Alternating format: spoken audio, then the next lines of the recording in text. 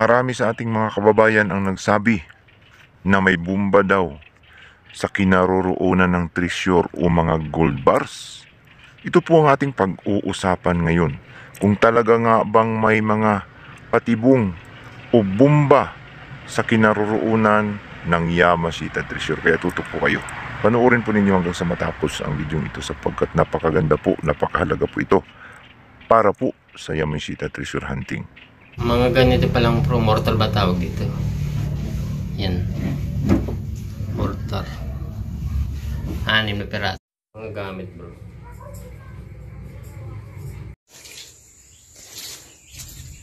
Nakasama na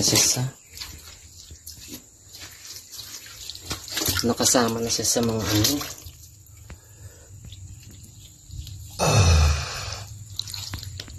Nakasama na siya.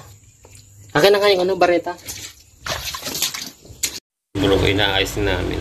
1, 2, 3, 4, 5, 6, 7, 8, 9, 10. Ito sa CBM na to hanggang 15. Tapos ito tiga QC. Ganito ang legit na ano. Ang gold. Yan, ang legit. Yung hilat siya niya, magasbang.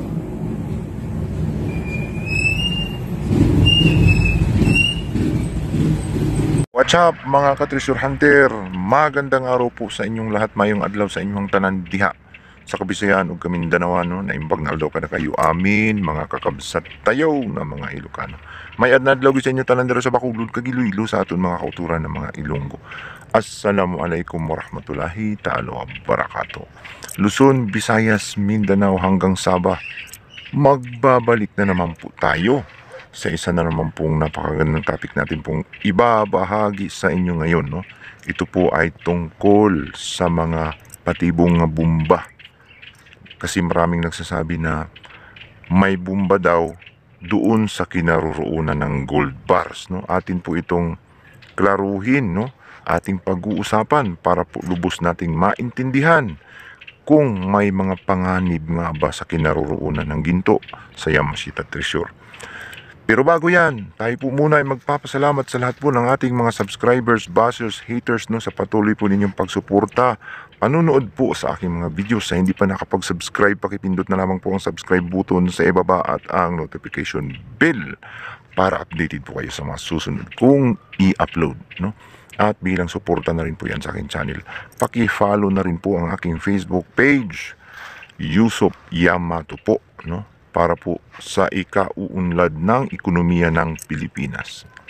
So tayo na naman po ay magbabalik nga sa isa na naman pong nakakamanghang usapin tungkol po sa Yamashita Treasure Hunting. No? Napakaganda, napaka-importante para po sa treasure hunter ito pong ating pag-uusapan ngayon. So ito nga, no? Pag-uusapan nga natin itong mga maraming usap-usapan, no? Comments sa atin pong YouTube channel na kung saan nagsasabing may mga bomba daw no sa kinaroroonan ng gold bars no. May bomba nga ba no? Ito po ang ating isa-isahin kung mayroon nga bang talagang panganib na bomba doon po sa mismong kinaroroonan ng mga ginto o gold bars no sa Yamashita Treasure. So unahin natin siyempre yung may mga ebidensya no. May mga kababayan tayong mga nag-share na treasure hunter na kung saan nakahukay, nakakuha ng mga big deposit, mga kayamanan, gold bars, Buddha, no? Kasamang Buddha, precious stones, no? Lahat halos nakuha nila mga antiques, mga gamit na kung saan ito po ay bago lamang, no? Last year 2023 nakuha ito sa may Tanay, Rizal. Diyan po sa may kabundukan ng Tanay, Rizal. Nakuha ito sa 3 baliti na nakalinya at sa dulo may nakatriangle na punong kawayan. At yung mga markers na kasama, 3 tuldok dots na drilled holes na nakatriangle. No? Nakuhanan ito ng mga precious stones. No? Magkakasama itong nakalinyang punong kahoy, nakatriangle na mga punong kawayan, nakatriangle na punong kahoy na ibang uri no?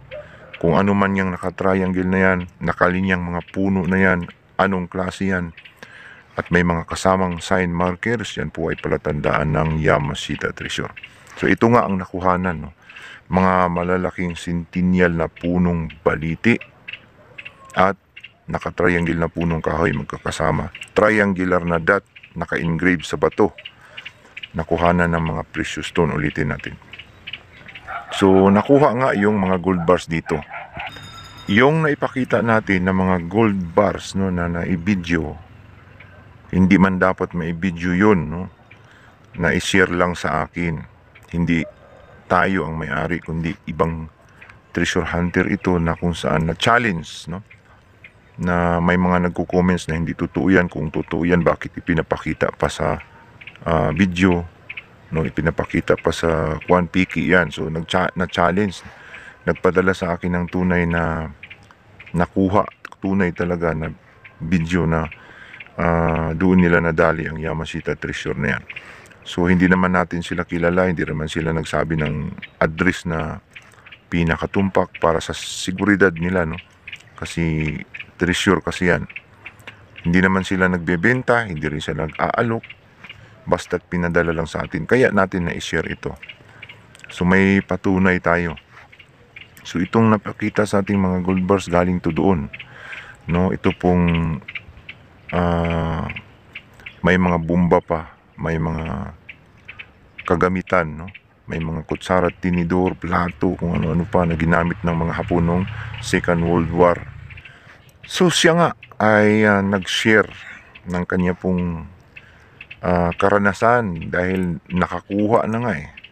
So yung mga karanasan nila ay napakalaking bagay, no, para malaman natin kung ito nga ba ay legit na mayroon talagang patibong doon mismo, no, mismo kung saan nakalagay yung mga gold bars.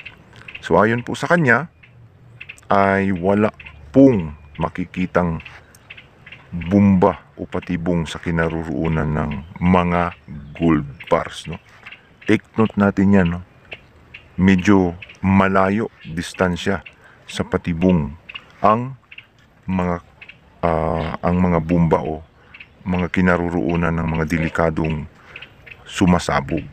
So ang kwento niya, humukay sila doon sa may mga sign, doon sa naka-triangle na punong kawayan sa dulo ng nakalinyang punong baliti, ay binakho nila yon, no?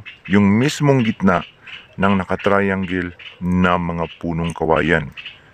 Sapagkat ang mga punong kawayan na ito na naka-triangle ay hindi naman pantay ang sukat, so nangangahulugang hindi sa gitna nakalagay ang Yamashita Treasure. Subalit, may nakita kasi silang mga arrow, mga sign na nagtuturo doon sa pailalim. Inubos nila halos yung mga semento, mga bato, no, na mga boulders na may mga letter B, no, letter P, kung ano-ano pa yung mga sign na yun. May mga heart shapes, kung ano-ano pang mga characters na nakuha nila, no. Hinugot nila yun, binakho, malalim na 100 feet mahigit. At naubos na ang mga sign, wala silang nakita, walang nakuha doon. Nagpatuloy pa rin sila, no? Sige pa rin sila ng hukay ng hukay. Winasak nila yung mga palibot at doon nila nakita ang may wire, no? Na may wire na nakalagay at may bomba nakakunik.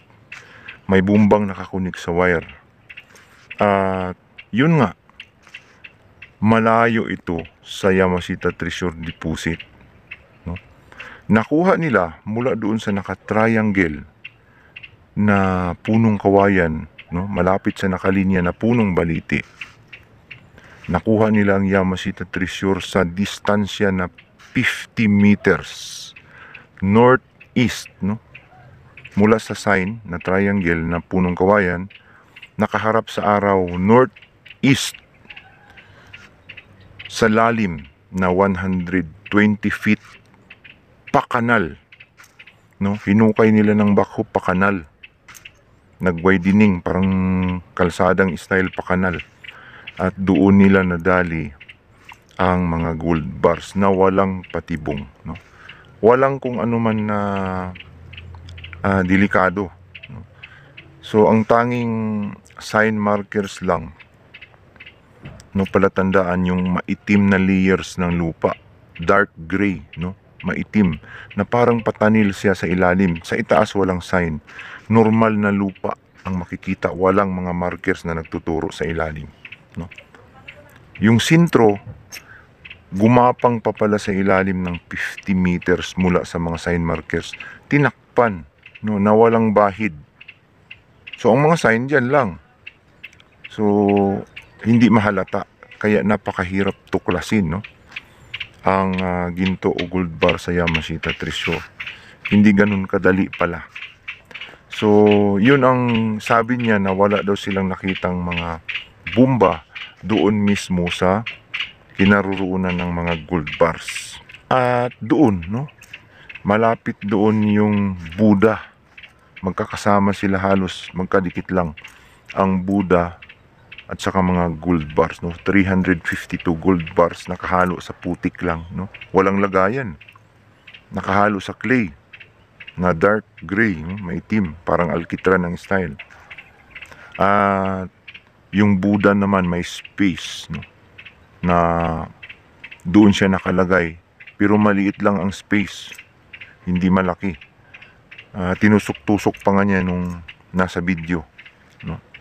At siyempre hindi na natin ipinapakita yung mga video na yan, hindi na dapat, no.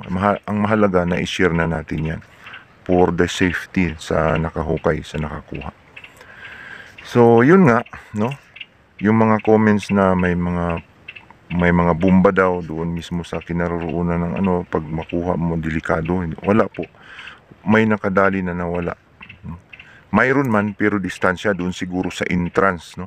Kasi always papasok sa bundok, always pagapang eh.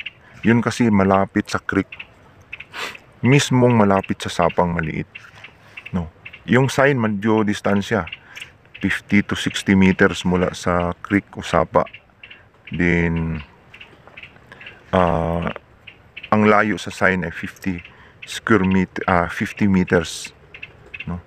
Square meters, hindi pala square meters, 50 meters ang layo, no, mula doon sa sign, doon sa nakuhanan ng mga gold bars. So malinaw na walang patibong. Example number 2.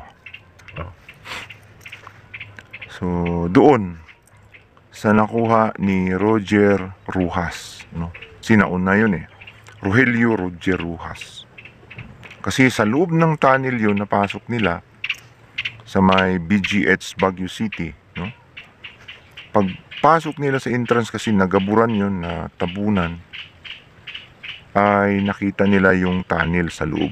Ang nakita lang nila mga buto, ano ng tao, no, yung mga damit ng Hapon na sa pasang sundalo. Wala silang nakita ng ginto doon, kundi mga patibong, no. May mga espada, may mga naaapakan na landmine, no, landmines, yung sumasabog kapag naapakan. Wala doon sa loob mismo ng tunnel ang Yamashita Treasure nung binuksan ni Rogelio Roger Rujas.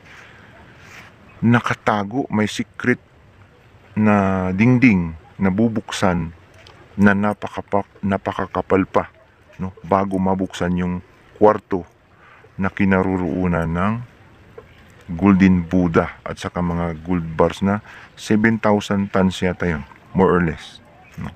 Yun lang ang nalaman natin.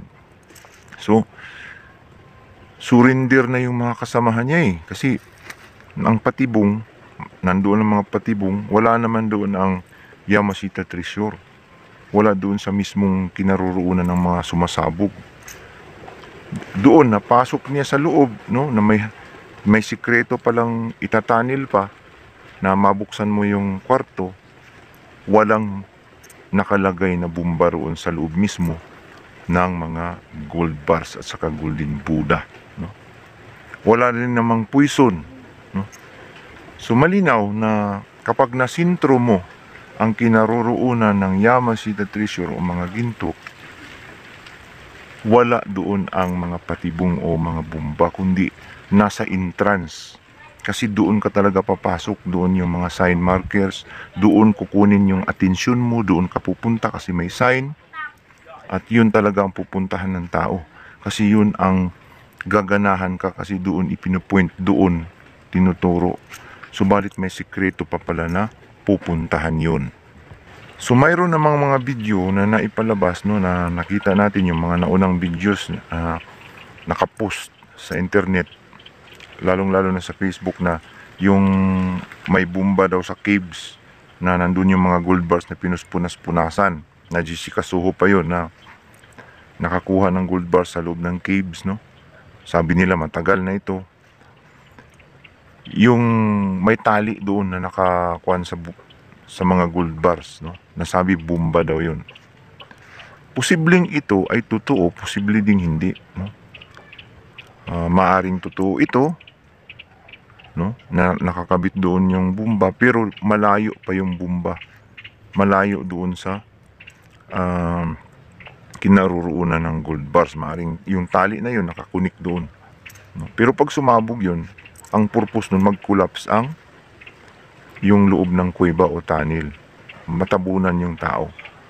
So posibleng totoo yun, pero posible naman na drama-drama lang yun, sapagkat maraming nagsasabi na parang hindi naman tunay na gold bar yung itsura nung nasa video, at parang drama lang. Pero kung drama lang yun, alangan naman magbablog pa yun o kumikita pa yun siya sa mga video. Hindi naman siguro, kasi isang video lang ang ipinalabas niya, hindi naman para magpasikat yun, kundi para ma-share lang. Kaya ang tingin ko doon, posibleng legit yun. So although may mga ebidensya na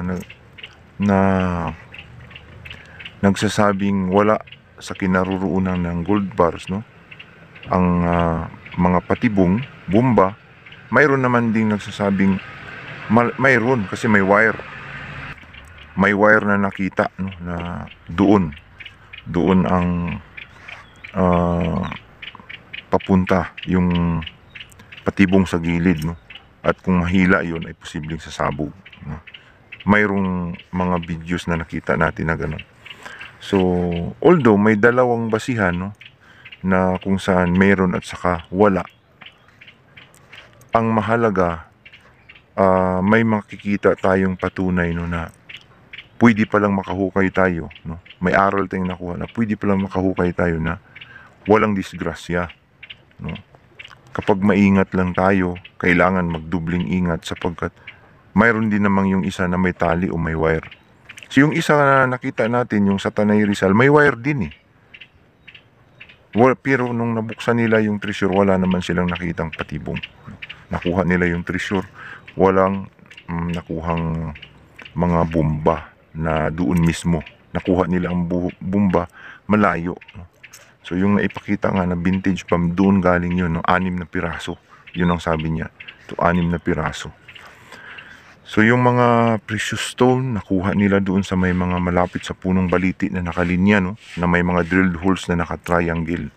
So giveaway yun, no, yung mga drilled holes, no, na dot na nasa paligid lang nung naka-dot na triangles, nasa punong baliti nakuha. So nasa puno, ilalim ng puno, kapag drilled holes na naka-triangle, ilalim ng mga bato, no, yan ang check nyo. Si doon nakuha yung object, mga precious stones na nakabalot sa bato, no? Nakabalot sa bato. Bato, tingnan mo, bato ang titingnan mo, akala mo walang kwenta, baka may tapon mo lang eh. So check nyo yung mga bato rin, no? Kasi doon nakuha yung precious stone na Burmese ruby, na alam kong napakamahal yun, at yung mga meteorites na ilang piraso, marami, no? So yun po ang example ng giveaway doon sa mga nakalinyang punong baliti, no? May drilled holes na 3, no? At doon nga sa puno malapit, no? Doon nakuha, nasa ugat. Posibleng yung mga iba nakuha din nila doon sa may mga lalaking mga bato, no? May mga nagsasabing nakakuha din sila sa mga loob ng bato.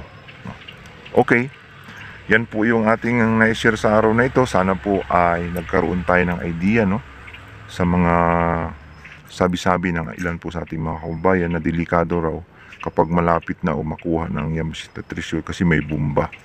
So may mga patunay na walang bomba, no.